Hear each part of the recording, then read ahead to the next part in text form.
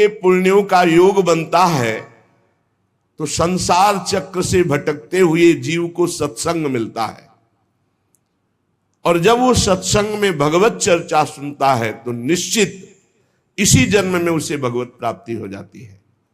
बड़े भाग पाइब सत्संगा, बिना ही प्रयास हुई भवभंगा। बहुत से शास्त्र हैं, बहुत से पुराण हैं, बहुत से मार्ग हैं, कहां तक चलोगे? किस किस मार्ग में चलोगे? जीवन बहुत थोड़ा है, शाम तक जिए कि ना जिए कोई भरोसा नहीं। इसलिए भगवान का नाम और भगवान के लीला चरित्र, इनको पकड़ लो। गोस्वामी तुलसीदास जी ने कहा जितनी साधना है सब जीरो है, अंक है भगवान का नाम। अगर नाम नहीं है तो जीरो जीरो रखते जाओ, उसका ज्यादा कोई महत्व नहीं बनता। और अंक लिख दो 1, फिर जीरो तो 10, फिर एक जीरो तो 100, फिर एक जीरो तो 1000, फिर एक जीरो तो 10,000। हर शून्य का महत्व बढ़ता चला जाएगा। ऐसे ही अंक है नाम। नाम जप करते हुए जो साधना बने बढ़िया, और कोई साधना न बने तो चिंता की बात नहीं। नाम जप और लीला चरित्र गायन श्रवण, निश्चित भगवत प्राप्ति। जिसके घर में रोज नाम कीर्तन होता है और थोड़ी ही देर सही, आधा घंटे ही सही, भगवत चर्चा होती है, भगवान की लीलाओं का गायन होता है, वो घर घर नहीं रहता, वो तीर्थ हो जाता है। उस घर के सारे पाप नष्ट हो जाते हैं। कल आपने सुना था, जो कंठी धारण किए हैं, तिलक लगाए हैं, नाम जप करता है, भगवान की चर्चा सुनता है, भगवान का शरणागत है, भूत प्रेत पिशाच राक्षस यमदूत कोई भी उसे नहीं सता सकता है। इतनी सामर्थ्य शरणागति पे है, भगवत चिन्हों को धारण करने से है। हजारों अश्वमेध यज्ञ, सैकड़ों वाजपेयी यज्ञ, इनका फल एक तरफ, और जो पूरी की पूरी श्रीमद् भागवत 18,000 श्लोक सुन ले, तो उस श्रीमद् भागवत के फल की श्रवण की समानता ये हजारों अश्वमेध और सैकड़ों वाजपेयी यज्ञ नहीं कर सकते हैं। क्यों? क्योंकि भागवत सुनने वाला सीधे भगवत धाम जाएगा, और यज्ञ भोक्ता स्वर्ग को भोगने के बाद फिर यही मृत्यु लोक में आएगा।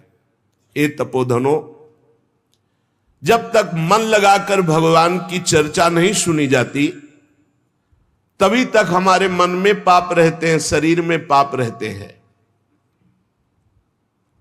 और जब हम मन लगाकर भगवान की चर्चा सुनते हैं तो हमारे मन में निष्पाप निर्मलता आ जाती है, और निर्मल मन में भगवान का वास है। निर्मल मन जन सो मोहि पावा, मोहि कपट छल छिद्र न भावा।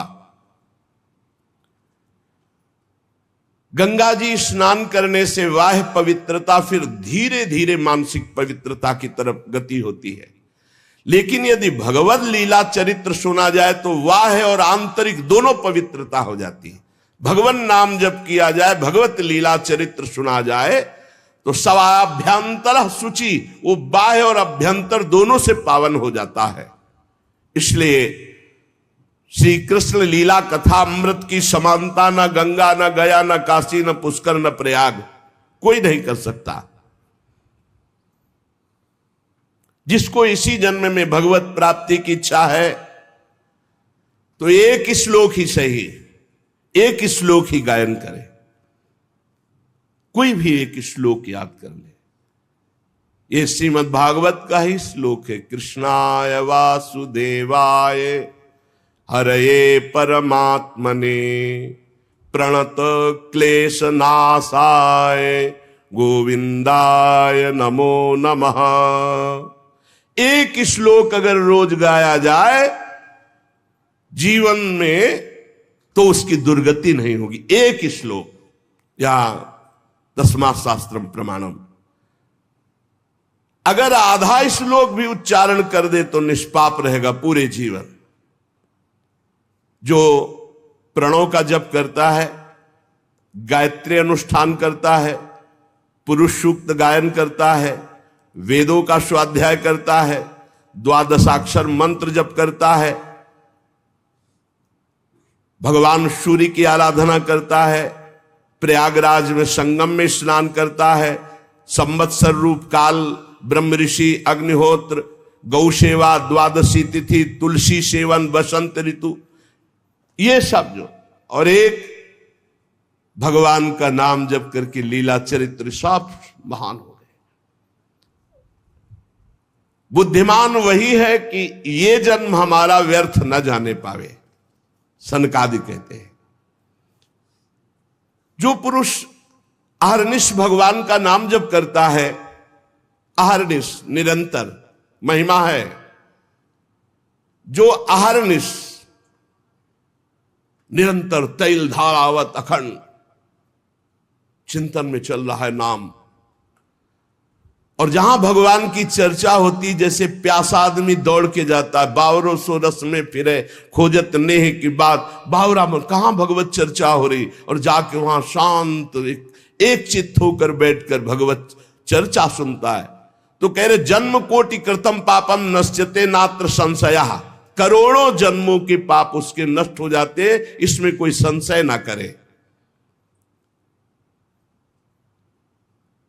जो नित्य भगवान की लीला कथा सुनता है, नित्य भगवान का नाम जप करता है, श्री तुलसी जी को जल चढ़ाता है, वैष्णव जनों की सेवा करता है, उसको परम पद दुर्लभ नहीं है, सुलभ है।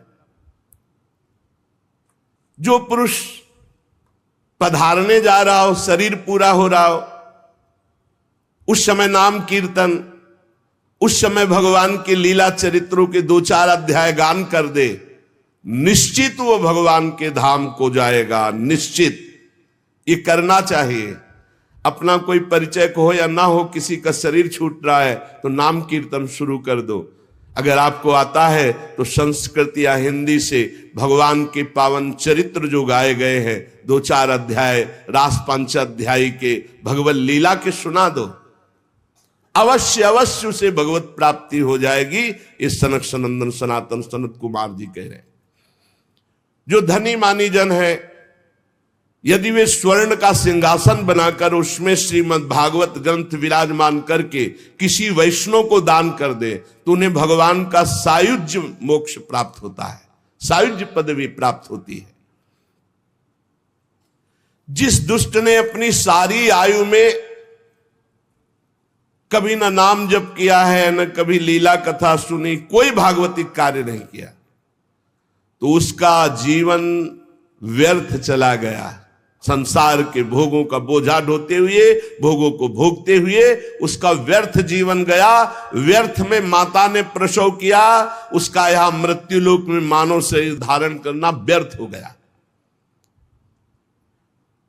वो मुर्दा है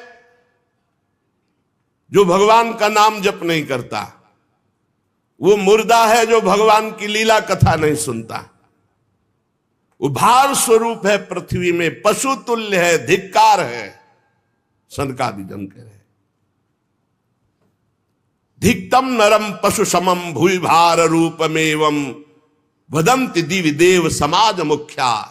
संत समाज, देव समाज ऐसों का त्याग कर देते, धिक्कार कर देते हैं, जो न नाम जप करते हैं, न भगवत आचरण करते हैं, न भगवत लीला कथा सुनते हैं।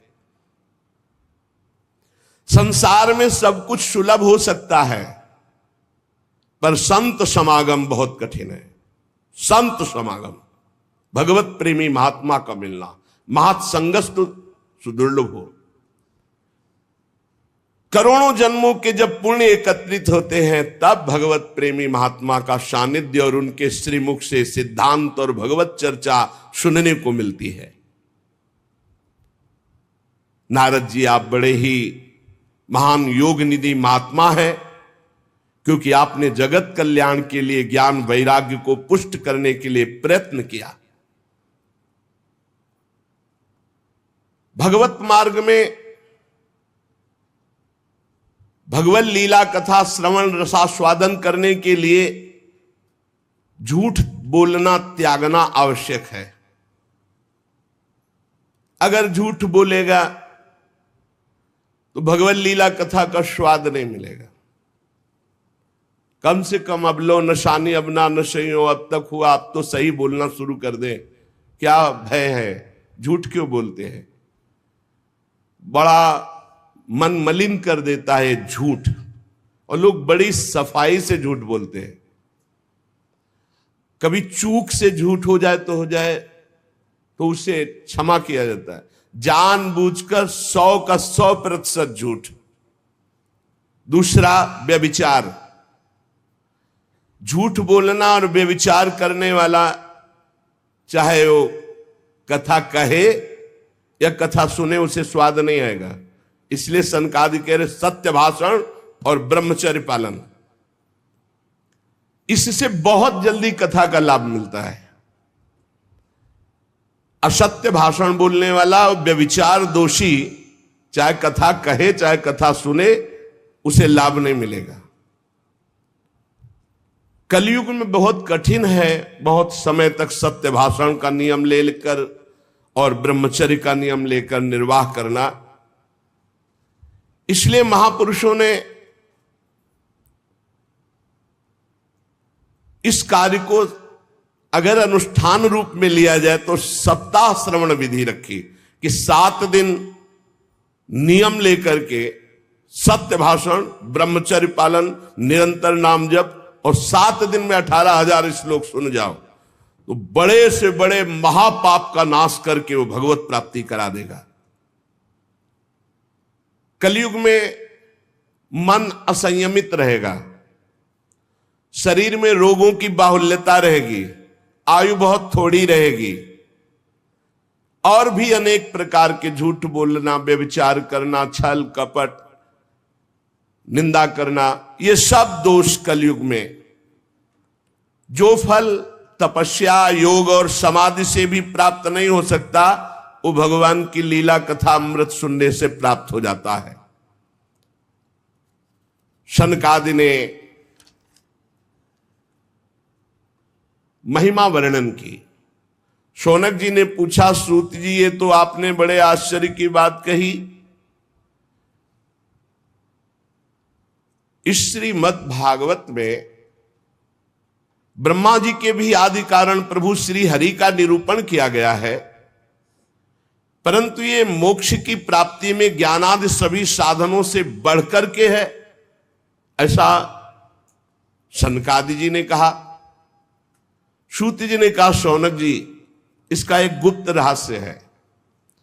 जब भगवान श्री कृष्ण इस धराधाम को छोड़कर अपने परम धाम को जाने लगे, तब उनके मुखारविंद से 11 स्कंद का ज्ञानोपदेश सुनकर के उद्धव जी ने पूछा। उद्धव जी ने कहा, गोविंद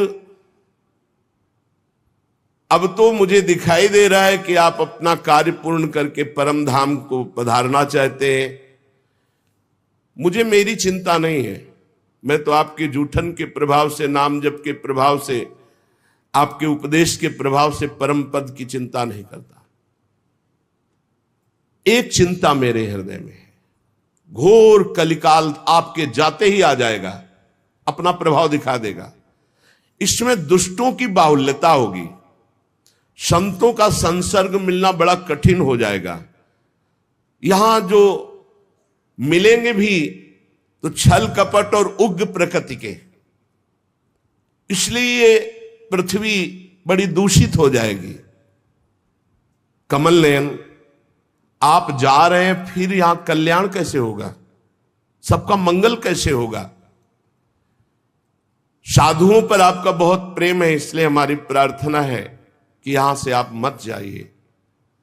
भगवान आपका ही एक निराकार रूप है, आप ही चिदानंद रूप है, आपने हम भक्तों के लिए रूप धारण किया, इसलिए आप मत जाइए। आपके जाते ही कलयुग इतना तांडव फैला देगा, सब पापाचरण में रत होने लगेंगे। इसलिए प्रभु हम मेरी प्रार्थना पर विचार कीजिए। प्रभास क्षेत्र में उद्धव जी के वचन सुनकर भगवान ने उद्धव जी की बात पर विचार किया और भगवान अंतर्ध्यान हुए और श्रीमद् भागवत में विराजमान हो गए। भागवत में देखते देखते उद्धव जी के श्रीमद् भागवत के अक्षरों में प्रवेश कर गए और आवाज हुई कि आज से श्रीमद् भागवत को मेरा साक्षात वांग्मय स्वरूप समझो। मैं अपनी संपूर्ण ज्ञान वैराग भक्ति शक्तियों के साथ श्रीमद् भागवत के अक्षरों में विराजमान हूं। इसलिए ये श्रीमद् भागवत साक्षात कृष्णमयी है, कृष्ण मूर्ति है। जो भागवत का दर्शन करेगा, भागवत को सुनेगा, उसके समस्त पाप नष्ट हो जाएंगे और निश्चित वो भगवत प्राप्ति करेगा। कलयुग में तो अन्य साधनों को बहुत बुरी तरह मलिनता में भर दिया कलयुग ने। इस कलिकाल में कोई ऐसा धर्म नहीं बचा जिसे कलयुग ने ग्रस्त ना लिया हो, और कोई ऐसा मनुष्य नहीं बचा जो दुख, दरिद्रता, दुर्भाग्य, चिंता, शोक इनमें डूब न रहा हो। दुख, दरिद्रता, दुर्भाग्य, चिंता, शोक डूब न रहा हो। कोई ऐसा नहीं दिखाई दे रहा जो काम क्रोध पर विजय प्राप्त कर सके। तो इस भगवान की माया से पीछा छुड़ाना बड़ा कठिन है। इसीलिए भगवान अपनी संपूर्ण शक्ति के साथ श्रीमद् भागवत में विराजमान हो गए। जो भगवान की चर्चा सुनेगा निश्चित माया मुक्त हो जाएगा। सूत जी कहते, शौनक जी, जिस समय सनकादि मुनीश्वर इस प्रकार भगवत चर्चा की महिमा बखान रहे थे, उसी समय तरुणावस्था को प्राप्त ज्ञान और वैराग्य और भक्ति श्रुतौ तौ तरुणौ गृहीत्वा प्रेमैक रूपा सहसा विरासीत। श्री कृष्ण गोविंद हरे मुरारे नाथेति नामानि मुहुर्वदन्ति। सभा के बीच में ज्ञान, भक्ति, वैराग्य प्रकट हो गए और जोर जोर से गाने लगे। अपने लोग भी 2-4 बार गाते हैं। ओ श्री कृष्ण गोविंद हरे मुरारे, हे नाथ नारायण वासुदेव।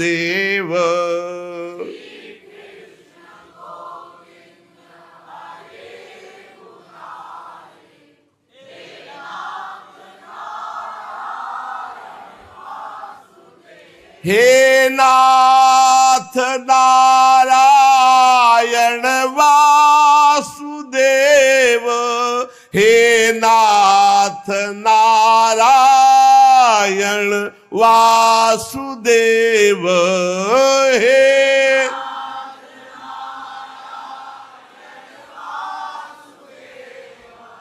हे नाथ नारायण सुदेव। श्री कृष्ण गोविंद हरे मुरारे, हे नाथ नारायण वासुदेव। श्री कृष्ण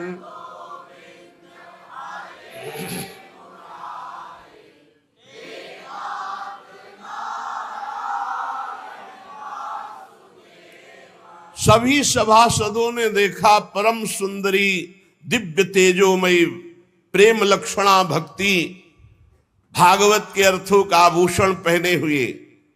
सब मुनिजन आश्चर्य हो, यह ऐसा तेजमय स्वरूप ज्ञान वैराग्य भक्ति का। तब सनकादि ने कहा, आश्चर्य मत करो, ये भक्ति देवी अभी अभी श्रीमद् भागवत की महिमा से प्रकाशित होकर के तरुण अवस्था को प्राप्त ज्ञान वैराग्य के साथ प्रकट हुई है।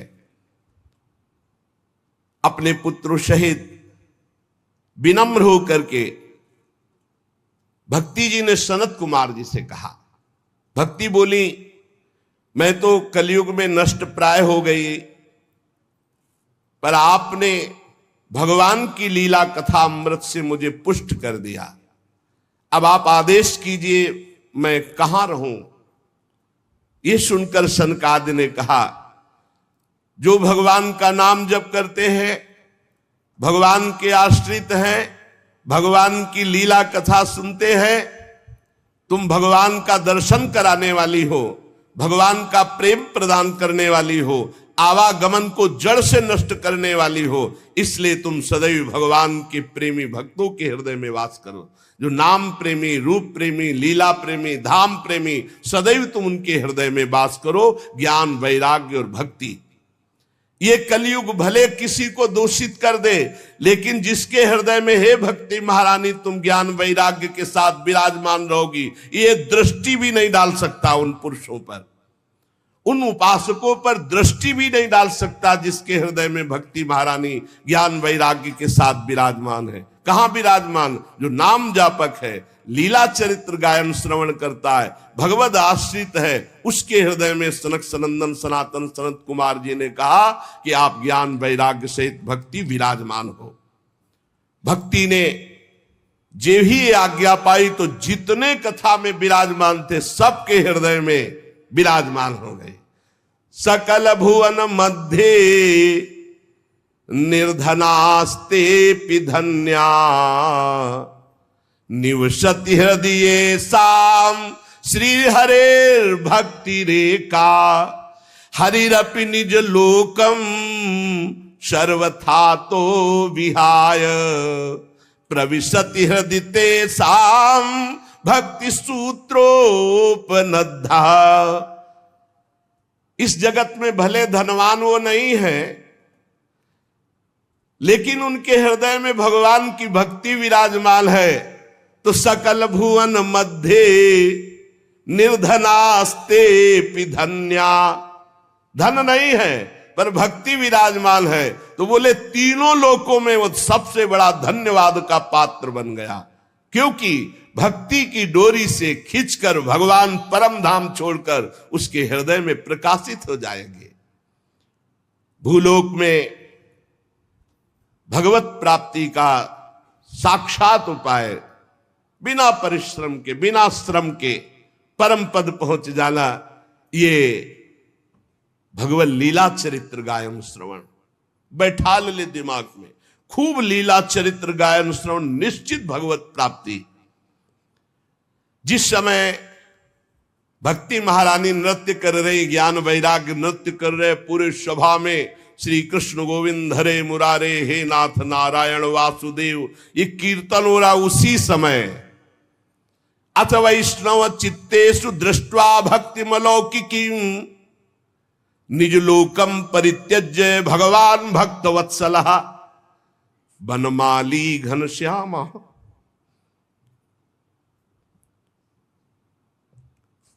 पीतवासा मनोहर कांची कलाप रुचिरो लसन मुकुट कुंडल त्रिभंग ललितश्चारु कौस्तुभेन विराजिता कोटि मनमथ लावण्यो हरिचंदन चर्चिता परमानंद चिन्मूर्ति मधुरो मुरलीधरा आविवेश सुभक्तानाम हृदयान्यमलानि च। उसी समय देखा कि सबके बीच में सी चरणों तक लटकती हुई बनमाला, सिर पर मोर मुकुट, कानों में कुंडल, ललित त्रिभंगी, अधरों पर वर्षी, नेत्रों में करुणा, वक्षास्थल में कौस्तुभ मणि, श्रीअंगों में हरिचंदन चर्चित। क्या सुंदर रूप, मानो करोड़ कामदेवों की रूप माधुरी को छीन लिया गया हो। परमानंद चिन्मूर्ति, मधुराति मधुर मुरलीधर भगवान श्री कृष्ण सबके बीच में प्रकट हो गए। सब सभा खड़ी हो गई, शनकादि भी खड़े हो गए। आसपास ज्ञान वैराग्य भक्ति नृत्य कर रहे, बीच में प्राणाधार प्रभु श्री कृष्ण ललित त्रिभंगी मुरली मनोहर मोर मुकुट धारण किए। अभी तक जो गुप्त रूप से दिव्य सिद्ध थे वो भी प्रकाशित हो गए।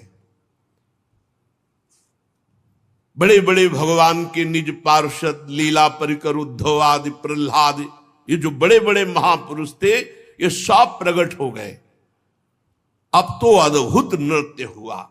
ज्ञान भक्ति वैराग्य सनकादि प्रहलाद नारद आदि तो वहां विराजमान ही हैं, उद्धव आदि, ये सब गुप्त प्रकट सब महापुरुष भगवत पार्षद ज्ञान वैराग्य भक्ति भी नृत्य कर रहे हैं। सब नृत्य जय हो जय हो। बीच में नटनागर मुरली मनोहर ललित त्रिभंगी प्रभु, कैसा अद्भुत। तदा जय जया रावो रस पुष्टिर लौकिकी चूर्ण प्रसून वृष्टिश्च मुहु शंखरवोप्यभूत। कोई शंख ध्वनि कर रहा है, कोई जय हो, ऐसे भगवान ललित त्रिभंगी सबको सुख देते हुए विराजमान। सब बड़े बड़े महात्मा आसपास जय जयकार, नमः नमः नमो नमः, शंख ध्वनि पुष्प वर्षा जय जय। कितना अद्भुत सुख। ऐसा रस प्रवाह बह चला कि कोई भी ऐसा नहीं था जो देह सुधि का विस्मरण करके भगवदानंद में ना डूबा हो। देह गेहात्म विस्मृति ही तत्सभा संस्थिताम नाच। देह गेहात्म विस्मृति, कोई ऐसा सभा में नहीं बचा जो देह भाव से ऊपर न उठ गया हो। सबको देह गे की विस्मृति एकमात्र भगवदानंद। ऐसी तन्मयता देख करके नारद जी ने कहा, मुनीश्वर गण, आज मैंने भगवान की चर्चा की महिमा देख ली। भगवान ने स्वयं कहा, मद भक्ता यत्र गायंती तत्तिष्ठामि नारद। मेरे भक्त मेरे पावन चरित्रों का गायन करते हैं, वहां मैं विराजमान रहता हूं। प्रमाण दे दिया भगवान स्वयं प्रकट होकर। इसमें संदेह नहीं कि कलिकाल में चित्त की शुद्धि के लिए भगवान की लीला कथा से बढ़कर और कोई साधन नहीं है। मुनिवर, आप लोग बड़े कृपालु हो, जो संसार के कल्याण के विचार करके बिल्कुल अद्भुत सरल मार्ग निकाला, जिससे सब लोग सुनकर भगवान को प्राप्त कर सकते हैं। सनकादि ने कहा कि जो लोग सदा पापरत रहते हैं, दुराचारी हैं, वेद के विरुद्ध मार्ग में चलते हैं, जो कामी हैं, क्रोध से जलते रहते हैं, कुटिल हैं, ऐसों को भी भगवत चर्चा भगवान की प्राप्ति करा देगी। जो सत्य कभी बोले ही नहीं, सत्य से चित हैं, सत्येन हीना पितृमात्र दूषकास तृष्णा कुलाश्चाश्रम धर्म वर्जिता ये दंभिका मत्सरणोपि हिंसका। जो माता पिता की निंदा करने वाले, माता पिता को कटुवचन बोलने वाले, माता पिता को दंड देने वाले, ये घोर नरकों को जाते हैं। लेकिन ऐसा भी पुरुष जो तृष्णा का मारा, आश्रम धर्म का त्यागी, दंभी, दूसरों की उन्नति देखकर कुढ़ने वाला, सदैव दूसरों को कटुवचन दुख देने वाला, ऐसे लोग सब नरक जाते हैं। पर ऐसे लोगों को भी यदि भगवत चर्चा सुना दी जाए तो उनका कल्याण हो जाएगा। ये 5 महापाप हैं, इनको नष्ट करना बहुत कठिन होता है। पंचोग्र पापास छलछद्म कारिणः क्रूरा पिशाचा इव निर्दयाश्चये। कौन से महापाप? सबसे पहला शराब पीना। ये पंचोग्र पापास, ये निश्चित नरक जाते हैं। शास्त्र हमारा निषेध करता है। जिनके कानों में आवाज पड़ रही हो, प्रार्थना है आज से शराब पीना छोड़ देना। वैसे बहुत लोग छोड़ चुके, लेकिन जिनको भी अभी लग रहा हो तो कि हमारा सुख बढ़ेगा इससे, तो ध्यान दीजिए। पंचोग्र पापा ये तुम्हारा नाश कर देंगे। 5 महापाप हैं। पहला है मदिरापान, शराब पीना, और दूसरा है ब्रह्म ऋषि की हत्या कर देना, तीसरा है किसी के स्वर्ण की चोरी कर लेना, चौथा है दूसरे की पत्नी के साथ व्यभिचार करना, गुरु पत्नी गामी, गुरु की पत्नी के साथ व्यभिचार करना, और 5वां है विश्वासघात कर देना। ये 5 महापाप हैं जिनको नरक में भोगने पर भी वो पूर्ण सफाई नहीं होती, फिर यहां दुर्गति योनियों को प्राप्त होते हैं जहां महान कष्ट मिलता है। ऐसे 5 महापाप करने वाले, मदिरापान, ब्रह्म ऋषि की हत्या करने वाला, स्वर्ण की चोरी करने वाला, गुरुपत्नीगामी, पराई स्त्री से व्यभिचार करने वाला और विश्वासघाती, ये 5 महापाप हैं जो नरक भोगना पड़ता है। छल छद्म परायण, क्रूर पिशाचों के समान निर्दयी, जो ब्रह्म ऋषियों के धन को छीन करके पुष्ट होते हैं, ऐसे व्यभिचारी, ऐसे लोगों को भी यदि भगवान की चर्चा सुनने को मिल जाए तो पावन हो सकते हैं। इनको भी भगवान की लीला कथामृत सुनने को मिल जाए, किसी कारण से इनको जबरदस्ती, प्यार से, दुलार से, रिश्ते संबंध के बल से कैसे भी इन्हें सत्संग में ले आया जाए, इन्हों भगवत चर्चा सुनाई जाए, तो निश्चित इनकी बुद्धि परिवर्तित होगी, इनका कल्याण